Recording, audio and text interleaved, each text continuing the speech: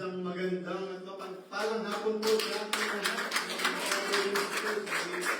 Ang nagagalang bawat isa sa inyo. Kumusta ang bawat isa sa atin? Yes, ang bawat isa. Matatapos na naman ang buwan ng June. Blessed ba ang lahat? Sawad na naman. Bless naman talaga natin. Bago natin simulan ang ating gawain, aking babatiin ang ating senior pastor, Larry Manuel, at saka senior pastora Marlene Manuel. At saka sa ating putihing pastor, na si Pastor August po, welcome po. At saka kay Pastora Gerline, welcome po sa aming gawain dito sa God St. Gothard. Napaka-bless po natin, no? At saka sa mga manonood pa lang, at saka nanonood, at saka manonood, welcome po sa aming gawain dito sa God St. Gothard dito po sa bansang Hungary. Welcome po sa inyo. Brothers and sisters, bago tayo dumako sa ating gawain, pwede ba natin kalabitin ang ating mga katabi? Sabihin natin, God bless you. God bless you. Ating palakpakan po ating Panginoon sa araw na ito. Ako'y nalulugod na makita kayong muli sa ating gawain. Alam niyo ba, ang masasabi ko ngayon is napaka-bless natin dahil nandito na naman tayo matatapos ng isang buwan sa linggo na wala tayong pagsubok na hindi kinayanan. Diba? Panginoon na yung bago dumako sinabi dito, ang Panginoon ang mangunguna sa iyo. Sasamahan ka niya, hindi ka niya bibiguin o pababayaan man. Kaya huwag kang matakot, ni panghinaan ng loob. Sinabi dito. Mga kapatid, brothers and sisters, hindi tayo iwan ng Diyos. Hindi ka kailanman nag-iisa. Kapag dumarating ang bagong pagsubok at hamon sa buhay mo, ang proteksyon ng Diyos ay bumabalot sa iyo o sa atin na hindi matitinag na kalasay. Sinabi dito. Kaya naman, ang pagsuko ay hindi kailanman option, brothers and sisters. Dahil ang katapangan ang tanging daan para sumulong tayo. Itinuro sa atin ang verse na ito, na gaano man kahirap ang paglalakbay sa buhay, hindi tayo dapat manatili sa takot, kundi sa halip ay ilagak ang ating pagtitiwala sa mga pangako ng Diyos.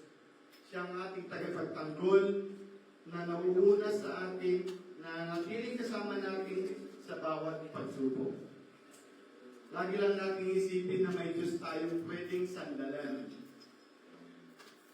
Bakit mo susuluhin ang problema o pagsubok kung may Diyos ka naman, di ba? Sa lahat ng oras, brothers and sisters, sa Kanya tayo umasa. Umasa tayo sa Kanya na may kasamang pananampalataya. Magtiwala tayo sa Panginoon. Kapag binigay mo ang lahat ng pagtitiwala mo sa Panginoon, pupunuin niya ang puso mo ng may kasiyahan at kagalakan. Kaya wala ng lugar para sa kawalan ng pag-asa habang ating inanyayahan dito sa harap ang ating worship team. Tayo po'y tumayo para manalangin tayo ng ating sa kanyang presensya ng Diyos at ibigay sa kanyang lahat. Yes, Lord, thank you. Ama namin sa langit, Panginoon, maraming salamat po muli sa oras nito at sa pagkakataon nito, Panginoon, na kami nagkasama-sama sa iyong pangalan. Yes, O Lord, yes. Kami ay nagpupuri, tinataas ka, tinataas ang iyong pangalan at iyong kaluwalhatian. Maraming salamat, Panginoon, dahil nandito na naman po kami. Isang biyayang araw na ito, Panginoon, na makasama ka, na maranasan namin ang iyong presensya, Panginoon. Lord, inanyayahan po namin sa oras na ito ang banal na Espiritu Santo na nabuhay bawat isa ng nandito. Yes, O Lord, nang sa gayon, Panginoon, lahat po ng aming dalangin, lahat po ng aming hinain, Panginoon, lahat po ng aming problema, ay nailaas namin sa inyo, Panginoon, lagi sa lupa, hanggang dyan sa langit, Panginoon. Yes, O Lord, yes. Huwag niyong hayaan, Panginoon, ang bawat isa dito ay hindi ka maranasan. Iparanas mo, Panginoon, ang iyong kaluwalhatian sa bawat isa na nandito, Panginoon. Ang iyong mga kahangahangang gawa, Panginoon, ay inyong ipakita sa aming Panginoon sa oras na ito, Panginoon. Yes, Lord God Jesus, Panginoon,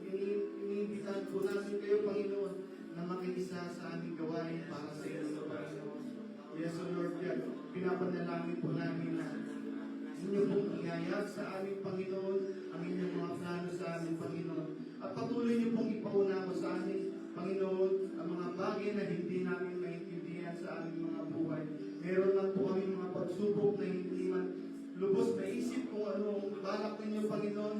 Lord, huwag niyong hayaan na mawala ang aming pagtitiwala, Panginoon, ang aming pag-asa na ikaw ay nandiyan palagi para sa amin, Panginoon. Lord, kami nagagalak, Panginoon, sa bawat araw sa aming buhay na ikay aming makasama, ikay aming makapiling, Panginoon. Maraming salamat, Panginoon, sa mga opportunity na lagi mong ibinibigay sa bawat isa sa aming Panginoon, sa aming pamilya, Panginoon. Lord, hinihiling din po namin sa oras nito, Panginoon, na sa bawat lahat ng tatayo at tutugtog at aawit sa inyo, Panginoon, ay inyong pong pakinggan, Panginoon. Panoorin niyo po kami mula sa langit, Panginoon. Dahil wala po kaming ibang gustong awitan, maparangalan, may taas, Panginoon, kung hindi lamang ikaw, Panginoon, niya sa Lord.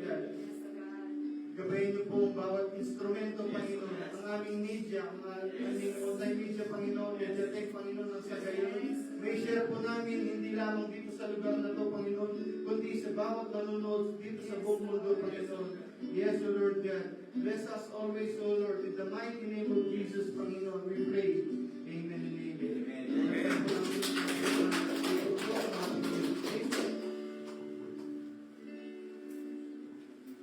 Salamat sa buhay mo, brother.